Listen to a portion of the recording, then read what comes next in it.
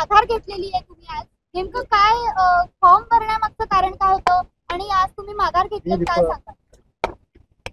पक्षप्रमुखांनी सांगितल्यावरून हा उमेदवारी अर्ज दाखल केला होता। आज पक्षप्रमुखांनी दूरध्वनी फोन करून सांगण्यात आलं की आपण हा अर्ज आज माघार घेण्यात यावा, त्यामुळे मी आज अर्ज माघार घेतलेला आहे। सर, ते तुम्ही दोन कॅन्डिडेट आहेत, एका कॅन्डिडेटवर तुमचा विश्वास नाही का की ते नाही, शेवटचं सगळी युनिटी माघार घेतात?